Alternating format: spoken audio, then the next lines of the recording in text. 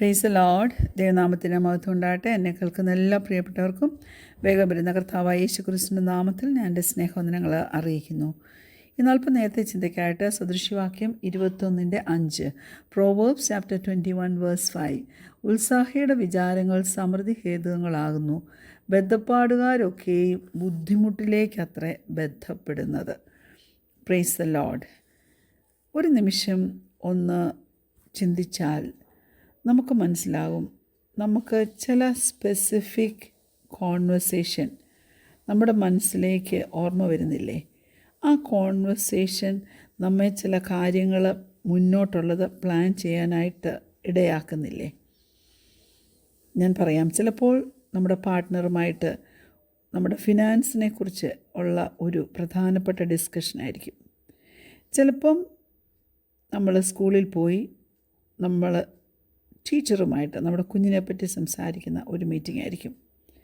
ചിലപ്പോൾ പ്രായമായ മാതാപിതാക്കളുമായിട്ടോ സഹോദരന്മാരുമായിട്ടോ ഒരു ചലഞ്ചിങ് ആയിട്ടുള്ള ഒരു കോൺവെർസേഷൻ ആയിരിക്കാം. ഇങ്ങനെയൊക്കെയുള്ള കോൺവെർസേഷൻ ചിലപ്പോൾ നമ്മളെ സ്ട്രെസ്സിലേക്ക് നയിക്കും. അതെന്തുകൊണ്ടാണെന്ന് വെച്ചാൽ നമ്മുടെ വാക്കുകൾക്ക് the other party, the other person എങ്ങനെ റിയാക്റ്റ് ചെയ്യുന്നു എന്നുള്ളതനുസരിച്ചായിരിക്കും. എന്നാൽ ഏറ്റവും നല്ല ഒരു ബെസ്റ്റ് റിസൾട്ട് നമുക്ക് എൻഷ്യൂർ ചെയ്ത് ലഭിക്കണമെങ്കിൽ നാം എന്ത് ചെയ്യും? നമ്മൾ സമയമെടുത്ത് സംഗതികൾ പ്ലാൻ ചെയ്തിട്ട് നാം എന്താണ് പറയാൻ പോകുന്നതെന്ന് ഓർത്തിട്ട്, ചിലപ്പോൾ നമ്മൾ ഒച്ചത്തിലൊന്ന് റിഹേഴ്സ് ചെയ്താലും വേണ്ടില്ല, അതായത് ആലോചിച്ച് വേണം കാര്യങ്ങൾ സംസാരിക്കാൻ. Praise God.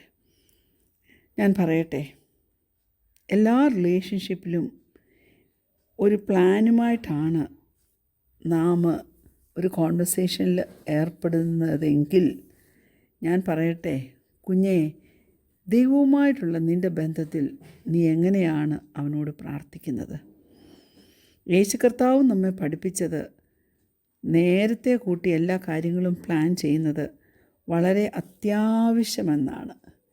യേശു കർത്താവ് തൻ്റെ ശിഷ്യന്മാരെ ഡിസൈപ്പിൾഷിപ്പിൽ നല്ല ട്രെയിനിങ് കൊടുത്തു. അനേക കാര്യങ്ങൾ അവരെ പഠിപ്പിക്കുവാൻ യേശു കർത്താവ് ശ്രദ്ധ വച്ചു. ഞാൻ പറയട്ടെ, ലൂക്കോസിൻ്റെ സുവിശേഷം 14-ാം അധ്യായം അതിൻ്റെ 28, 29, 30 വാക്യങ്ങൾ നമ്മൾ വായിക്കുമ്പോൾ, ലൂക്ക് ചാപ്റ്റർ 14 വേഴ്സ് 28-30 ഇങ്ങനെയാണ് പറയുന്നത്: നിങ്ങളിൽ ആരെങ്കിലും ഒരു ഗോപുരം പണിവാൻ ഇച്ഛിച്ചാൽ ആദ്യം ഇരുന്ന് അത് തീർപ്പാൻ വകയുണ്ടോ എന്ന കണക്ക് നോക്കുന്നില്ലയോ? അല്ലെങ്കിൽ അടിസ്ഥാനമിട്ട ശേഷം തീർപ്പാൻ വകയില്ല എന്ന് വന്നേക്കാം. കാണുന്നവരെല്ലാം ഈ മനുഷ്യൻ പണിവാൻ തുടങ്ങി, തീർപ്പാനോ വകയില്ല എന്ന് പരിഹസിക്കുമല്ലോ. എല്ലാവർക്കും മനസ്സിലാക്കത്തക്കവണ്ണമുള്ള ഒരു ഉദാഹരണമാണ് അല്ലേ?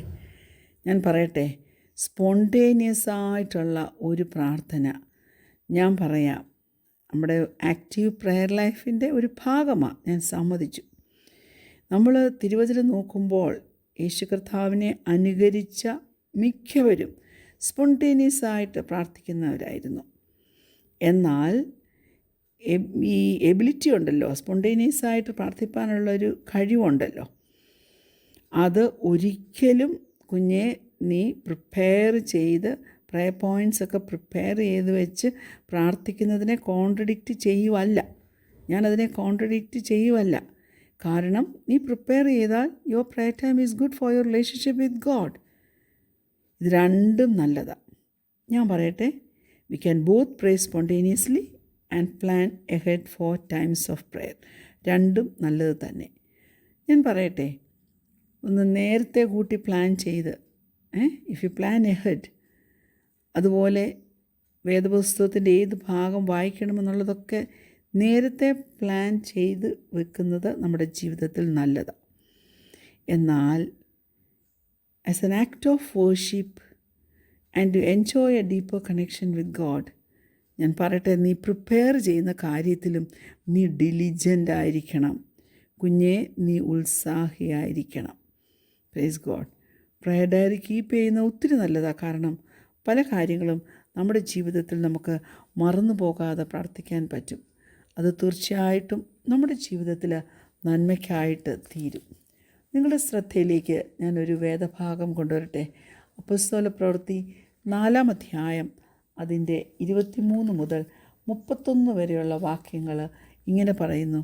Acts chapter 4 verse 23 to 31. ആ ഭാഗം ഇങ്ങനെയാണ് പറയുന്നത്. വിട്ടയച്ച ശേഷം അവർ കൂട്ടാളികളുടെ അടുക്കൽ ചെന്ന് മഹാപുരോഹിതന്മാരും മൂപ്പന്മാരും തങ്ങളോട് പറഞ്ഞതെല്ലാം അറിയിച്ചു. അത് കേട്ടിട്ട് അവർ ഒരുമനപ്പെട്ട് ദൈവത്തോട് നിലവിളിച്ച് പറഞ്ഞത്, ആകാശവും ഭൂമിയും സമുദ്രവും അവയിലുള്ള സകലവും ഉണ്ടാക്കിയ നാഥനെ, ജാതികൾ കലഹിക്കുന്നതും വംശങ്ങൾ വ്യർത്ഥമായി നിരൂപിക്കുന്നതും എന്ത്?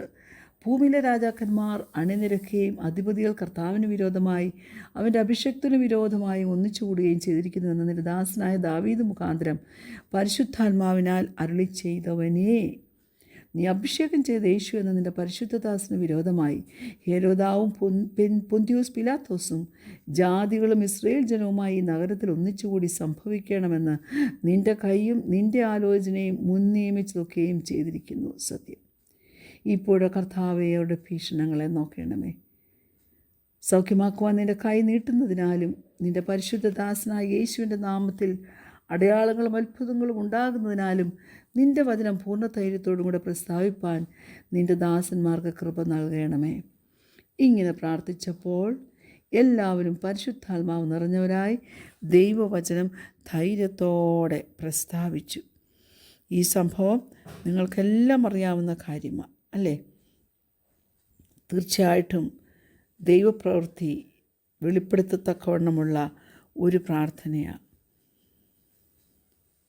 ശത്രുവായവൻ പലതും നമുക്കെതിരെ പ്ലാൻ ചെയ്യുമ്പോൾ, രാവും പകലും നമ്മുടെ നേരെ ഇൻജസ്റ്റിസ് ചുമത്തുവാൻ തക്കവണ്ണം ശത്രു നിൽക്കുമ്പോൾ മനസ്സിലാക്കണമേ, അവരുടെ ഭീഷണങ്ങളെ നോക്കണമേ എന്ന് പ്രാർത്ഥിച്ചപ്പോൾ എത്ര ശക്തിമത്തായ ഒരു റിസൾട്ടാണ് ആ പ്രാർത്ഥനയ്ക്ക് വന്നത്.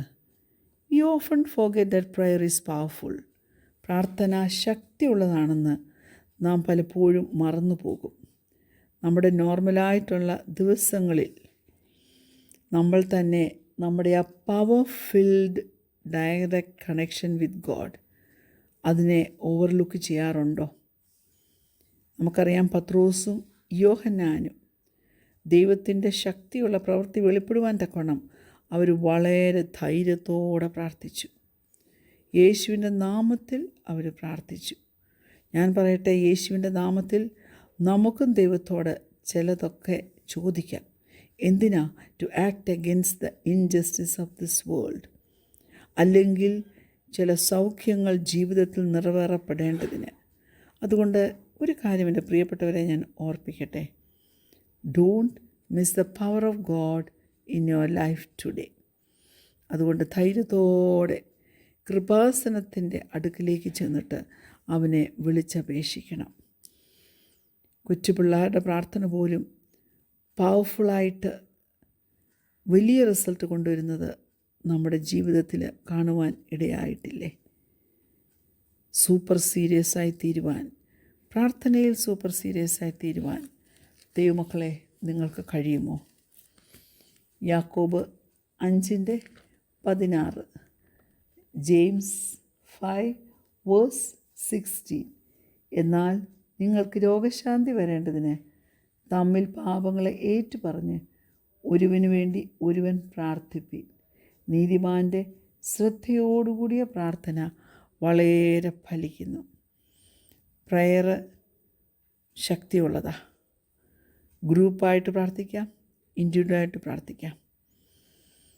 ചിലർക്കൊക്കെ നമ്മുടെ പ്രാർത്ഥന അൺകംഫർട്ടബിളായിട്ട് തോന്നിയാലും അതിനെയൊക്കെ ഓവർകം ചെയ്ത് പ്രാർത്ഥനയുടെ ശക്തി വെളിപ്പെടുത്തക്കവണ്ണം പ്രാർത്ഥിപ്പാൻ ദൈവമക്കളെ ഈ നാളുകളിൽ ഉത്സാഹിക്കണമേ. ഇന്ന് മുതൽ നമ്മുടെ പ്രയർ ടൈം വളരെ ശ്രദ്ധയോടുകൂടി കൈകാര്യം ചെയ്യുവാൻ തക്കവണ്ണം ദൈവസന്നിധിയിൽ സമർപ്പിച്ചു കൊടുക്കുക. ദൈവത്തിന് നന്ദി പറഞ്ഞിട്ട് ഒരു new powerful act of God നമ്മുടെ ജീവിതത്തിൽ വെളിപ്പെട്ട് വരത്തക്കവണ്ണം പ്രാർത്ഥിപ്പാൻ ഞങ്ങളെ പഠിപ്പിക്കണേ എന്ന് പറഞ്ഞ് ദൈവസന്നിധിയിൽ പ്രാർത്ഥിച്ചാൽ അവൻ തീർച്ചയായും നമ്മുടെ പ്രാർത്ഥനയ്ക്ക് ഉത്തരം തരും. ഇങ്ങനെ ഒരു നല്ല ദൈവത്തെ സേവിപ്പാൻ ഇടയായതിനാൽ നമുക്ക് കണ്ണുകളടച്ച് അവൻ്റെ സന്നിധിയിൽ പ്രാർത്ഥിക്കാം. ഞങ്ങളെ സ്നേഹിക്കുന്ന ദൈവമേ, ഒരു ഓതൻറ്റിക്കായിട്ടുള്ള ഒരു സ്ട്രോങ് ആയിട്ടുള്ള റിലേഷൻഷിപ്പ് നീയുമായിട്ട് മുന്നോട്ട് കൊണ്ടുപോകാൻ ഞങ്ങളെ സഹായിക്കണമേ. ഞങ്ങളുടെ സ്പോണ്ടേനിയസ് പ്രാർത്ഥനയിൽ കൂടെ റിഫ്ലക്റ്റ് ചെയ്യുന്ന ആ ഇൻറ്റിമസി, അതിനായിട്ട് ഞങ്ങൾ നിന്നെ സ്തുതിക്കുന്നു. നീ എപ്പോഴും ഞങ്ങളുടെ അടുത്തുണ്ട് കർത്താവേ. ഞങ്ങളുടെ കമ്മിറ്റ്മെൻറ്റ്സ് നിൻ്റെ സന്നിധിയിൽ പാലിപ്പാൻ തക്കവണ്ണം നീ ഞങ്ങളെ സഹായിക്കണം. ചേരുന്ന എല്ലാ ഉപകാരങ്ങൾക്കുമായിട്ട് നന്ദി. വളരെ ഇൻറ്റൻഷണൽ ആൻഡ് പ്ലാൻഡ് കോൺവെർസേഷൻസ് നീയുമായി നടത്തി ഞങ്ങളുടെ പ്രാർത്ഥന പൂർണ്ണാശ്രയത്തോടെ നിൻ്റെ മുമ്പിൽ ചെയ്യുവാൻ തക്കവണ്ണം നീ സഹായിക്കണം. പ്രാർത്ഥന ഘടനാൽ സ്തോത്രം. യേശുവിൻ്റെ നാമത്തിൽ തന്നെ ആമേൻ. Praise Lord. God bless you all.